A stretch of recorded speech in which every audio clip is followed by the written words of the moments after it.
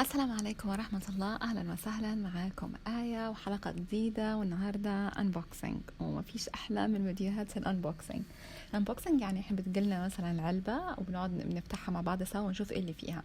المرة دي جاية لي العلبة دي، البوكس ده من شركة اسمها بيبر ديلايت، هي مكانها في الكويت.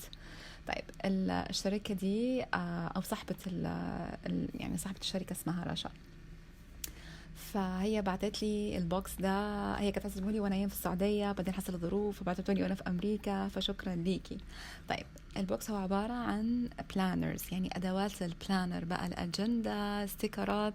طبعا انا انصدمت من كميه الحاجات الموجوده في البوكس، نهائيا مش متخيله. انا اوريدي مشتركه في تو بوكسز، يعني في ناس هنا في امريكا، بس مش كده خالص يعني.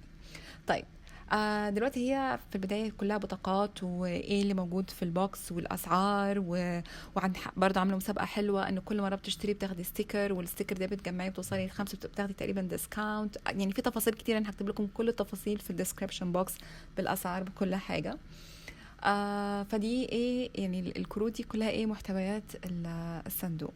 طبعا دي رسالة لي، اشكرك جدا جدا جدا يا رشا، وعجبني قوي البيبرز اللي انتي مغلفة فيها الصندوق. طيب الصندوق مليان حاجات بالهبل، مليان مليان بجد. اول حاجه دي التاجز الصغيره، طبعا دي للعيد ورمضان. انا متوقعه ان عندها حاجات تانية غير العيد ورمضان، بس هي بعتت لي الفيرجن بتاعت العيد ورمضان، فانا اشكرك جدا جدا جدا. فشايفين اشكالها والوانها مره حلوه، تحس كده الوان عارفين الوان كده هاديه راقيه حاجه بتاعت رمضان يعني، مش عارفه. وبيبر كليبس طبعا، ستيكي نوتس اكيد، لا يعني محدش بيستغنى عن الستيكي نوت. طبعا وميمي معايا بتساعدني طبعا، بتشوف ايه اللي موجود.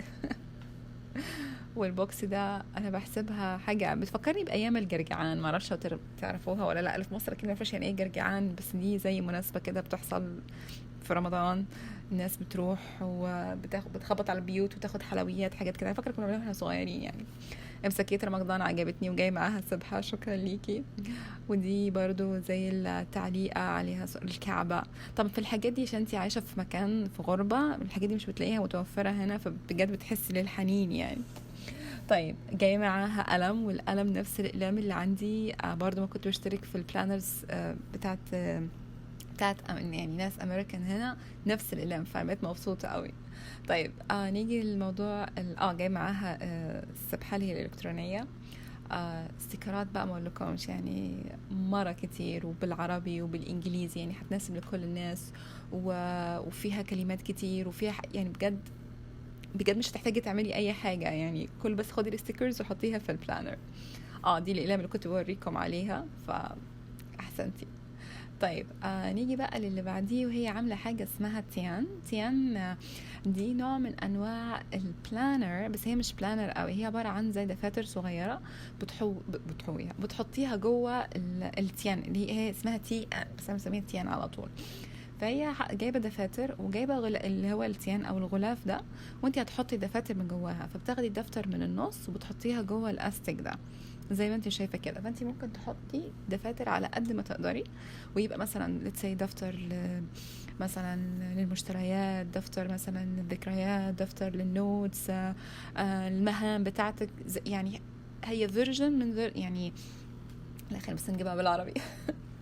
هي برضو طريقة من الطرق اللي هي للتنظيم، بس مش بلانر اللي هي بالحجم الكبير بقى، اليوم والديت والساعة والكلام ده كله. طيب وده دفتر تاني برضو هي عاملاه، ممكن يدخل جوه اللي هو للتيان. ودي بقى الجدول الأيام الأسبوع ولشهر رمضان، بجد حاجة يعني رائعة، وهو صغير وحجمه صغير ويدخل معاكي في الشنطة، يعني مش دفتر بالكي. ولو خلص بتعملي حاجة تانية، وانت الحاجة دي برضو ممكن تعمليها في ايدك أو تطلبيها يعني من عندها. طيب وده الدفتر التاني، ومهما تمليه يعني الدفتر التيان دي لونها بنفسجي او الغلاف ده ياخد تقريبا لحد 4 دفاتر، وممكن تعبيهم بيخلصوا تعملي بدلهم. جاي معاها قصصات دي، أنا مرة حبيت القصصات دي بصراحة، يعني حاسة اني عايزة اروح اعمل كارت دلوقتي ولا لوحة واني استخدم القصصات دي، مرة جميلة. طيب نيجي بقى للستيكر، لكم الستيكر يعني لا حصر لها. اتوقع دي بتاعت الغسيل، يمكن ثواني. اه مايكروويف وغسيل، حاجات كده مرة حلوة، يعني حاجات يعني أنا ما فكرتش فيها بصراحة. والألوان دي مرة عجبتني، اللي هي الجولد والروز والسكرات وعيد مبارك، يعني بجد ما سبتيش حاجة يا رشا، يعني يعني تناسب كل الأعمار. نيجي بقى بعديها للمحفظة دي، لما مرة عجبتني وفتحتها لقيت فيها حاجات، يعني اللي هو مليانة حاجات، بس ده ثيم مختلف، يعني اللي هو البينك والأسود والفوشيا والميك اب يعني دي برضو فئة تانية من الناس اللي بتحب الحاجات دي، برضو هتلاقيها. فيها برضو اللي هي البطاقات دي، انت ممكن تكتبي من وراها مثلا رسالة وتسيبيها لحد مثلا بتحب اليور ولا بيحب يعني بيحب الفاشن، حاجة زي كده، اتوقع ان هي فاشينيستا مور تقريبا يعني. بس فتكتبي وراها اي رسالة او اي حاجة، او ممكن تحطيها في البلانر بتاعتك او في الاتيانة في اي مكان. ودي يعني بطاقات كبيرة وبطاقات صغيرة، ودي بيبر كليبس بتاعت الورق، اشكال بجد يعني ثيم حلو، ثيم موحد فيه كل حاجة انت محتاجاها يعني. برضو قصصات. ودي بقى الناس اللي عندها البلانر، انا مش عارفة اسمها ايه، اللي هي زي A5 بلانر. برضو ممكن دي يعني اوكي ما عملتهاش، عملت الاستيكر الاول. طيب برضو استيكرات للثيم دي او للمجموعات الفاشينيستا دي مرة حلوة. وعلى فكرة لو عندك يعني بلانرز مثلا زي ايرين كوندرن بلانر ولا اي بلانرز ثانية، حجم المربع هيمشي فيها، يعني متلاقيش من الناحية دي. انا بستخدم ريكولكشن بلانر، فحجمها مناسب. طيب ودي زي ما قلت لكم دي زي فواصل بتتحط جوه البلانرز، لو انت عندك اوريدي بلانر من الاول اللي بيبقى فيها خرم كده، فانت ممكن تستخدميها يعني. مرة حلوة يعني، ثيم متكامل. طيب نيجي بقى لأحلى حاجة، هما كلهم حلوين بصراحة، يعني أنا بجد أنتي ما تتخيليش، يا ريتني كنت صورت وأنا بفتح البوكس تسمعوا صوتي. دي تين صغيرة. دي بقى مرة حلوة، فكرتها متقسمة دفاتر صغيرة وكل دفتر فيه ثيم. يعني هنا مثلا هنا التاسك مثلا لو في مهمة تعمليها، أو زي الموضوع العادات، ده فاصل حلو قوي ومعاه قلم، يعني كده هتاخدي قلمين. وهنا لحظة، أنا المشكلة مش معايا الورقة كنت أقول لكم، بس يعني زي ما قلت لكم كل دفتر فيه ثيم معين. وكمان جاي معاه ستيكرز، يعني ستيكرز الدفتر الصغنوني ده مش معقول، يعني فكرت في كل التفاصيل ما شاء الله عليها. وبرضه فيها كلام بالعربي، فيها استيكرات. وهنا تقريبا للطبخ حاجة زي كده. الغداء والفطار والسناكس برضه هتكتبيهم، والحد والاثنين والثلاثة بالأيام، يعني ترتيب ما بعده ترتيب، يعني ملكيش حاجة انك ما ترتبيش افكارك ولا انت هتعملي ايه. طيب برضو دي العناوين بتاعت ماي سكتش، لو انت مثلا بترسمي دفتر مثلا للرسم او للنوتس، او لو عندك افكار بتعمليها، او بتعملي فيديوز ولا بتكتبي مقالات، هتكتبي الحاجات دي كلها. وهنا رسائل، يعني مش معقول فكرت في كل التفاصيل، يعني الصغيرة والكبيرة، مش هتسيبك محتاجة اي حاجة literally يعني. فأشكرك يا رشا بجد على البوكس ده، انتي اسعدتيني جدا جدا واسعدتي مريم. ويعني كانت هي عينيها على السكرات كلها، فهنشوف هنقسم الموضوع ازاي بيني وبينها. ففكرتيني برمضان وبالعيد، فيعني اشكرك من قلبي بصراحة.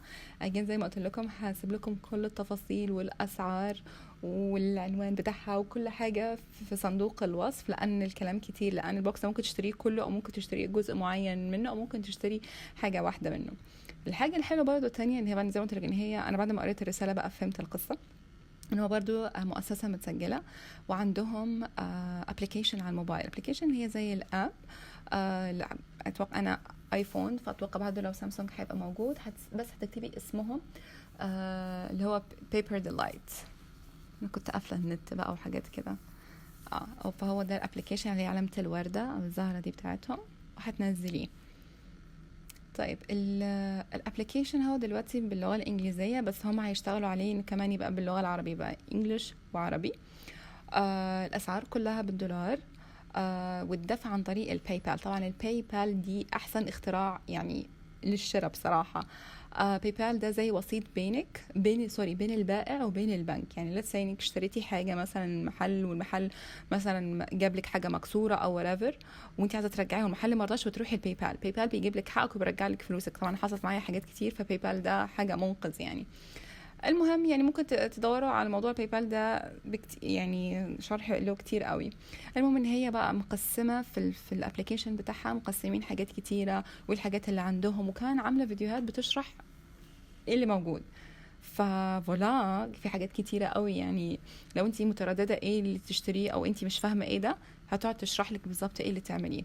أجين مجهود رائع، ربنا يا رب يوفقكم ويسعدكم ويكبر البزنس بتاعكم يا رب. شكرا ليكم ومع السلامة.